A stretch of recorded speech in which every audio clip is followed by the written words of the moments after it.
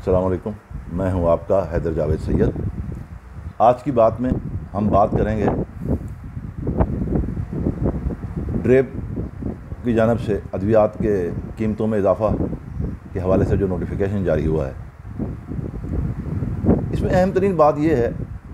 کہ ابھی کل ہی ڈریپ نے پاکستان بھر کے ادویہ ساز اداروں اور بیرون ملک سے ادویہ منگوانے والے اسٹاکسٹوں کو یہ کہا کہ مہنگائی کی حالیہ شرح کے حوالے سے لاگت پروڈکشن وغیرہ میں جو اضافہ ہوا ہے اخراجات میں، اس کی تفصیلات سے آگاہ کریں تاکہ اگلے 30 دنوں میں 1 ماہ کے اندر ادویہ کی قیمتوں میں اضافے کی منظوری دی جا سکے۔ اس سے عجیب بات یہ ہوئی کہ 24 گھنٹے کے اندر قیمتوں میں اضافے کا نوٹیفیکیشن جاری کر دیا گیا۔ 7 سے 10% قیمتوں میں اضافہ کیا گیا ہے ادویہ کی۔ اب جس اہم معاملے پر سوچ بچار کی ضرورت ہے وہ یہ ہے کہ اگر ڈریپ نے ادویہ ساز کمپنیوں سے تفصیلات طلب کی تھی تو اس کا انتظار کیوں نہیں کیا، اور خود سے ڈریپ نے کیسے فیصلہ کر لیا بغیر کسی تفصیل کو حاصل کیے، کیونکہ ابھی تو وہ یہ کہہ رہے تھے کہ ہمیں بتایا جائے کہ لاگت میں کتنا اضافہ ہوا ہے ادویہ تیار کرنے میں۔ بدترین مہنگائی سے پیدا شدہ صورتحال ہے، کرونا سے جو مسائل پیدا ہوئے ہیں، بے روزگاری ہے، دوسرے مسائل ہیں، ان میں یہ ادویہ کی قیمتوں میں یہ اضافہ مرے کو مارے شاہ مدار والی بات ہے۔ اس سارے معاملے کا ایک پہلو اور ہے، وہ یہ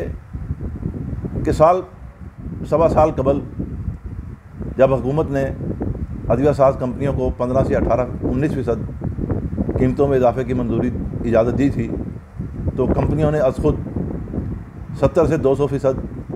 تک ادویہ کی قیمتیں بڑھا لی تھی۔ اس پر بڑا ہنگامہ ہوا، شور مچا، کچھ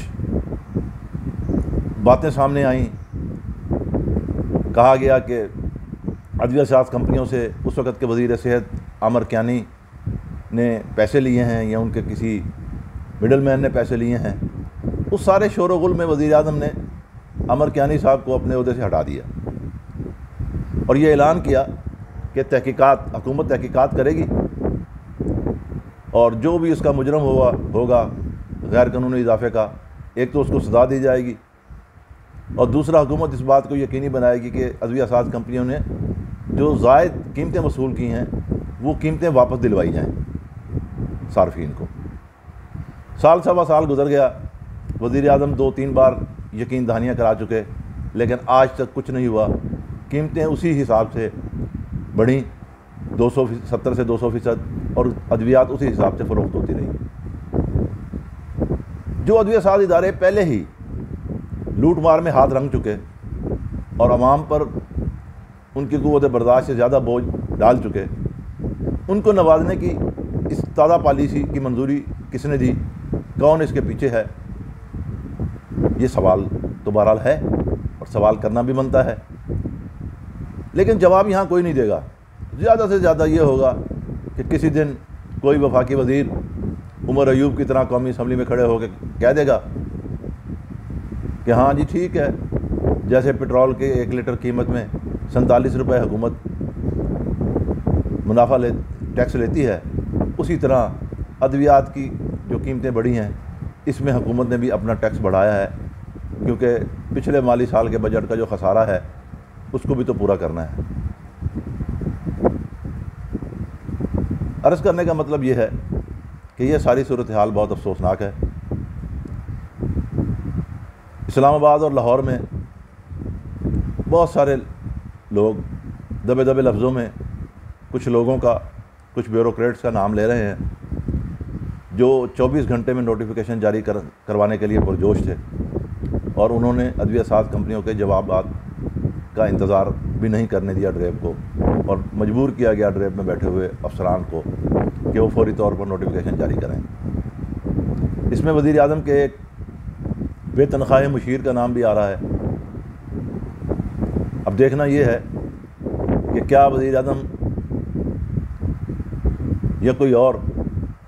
اس ساری صورتحال کے اس معاملے کی تحقیقات کرائے گا؟ اور کیا یہ معاملہ پھر اسی طرح تو نہیں ہو جائے گا جیسے پہلے ہوا تھا کہ 200% قیمتیں بڑھی تھیں اور وعدہ کیا گیا تھا کہ عوام کو پیسے واپس دلوائے جائیں گے اور چوروں کے خلاف کارروائی ہوگی، لیکن جس کو وزارت سے ہٹایا گیا اس کو پارٹی کا سیکرٹری جنرل بنا دیا گیا؟ اب ڈر یہ ہے کہ جس بے تنخواہ مشیر کو پر کی طرف انگلیاں اٹھ رہی ہیں، کہیں ایسا نہ ہو کہ اس کی تنخواہ باندھ دی جائے۔ خدا حافظ۔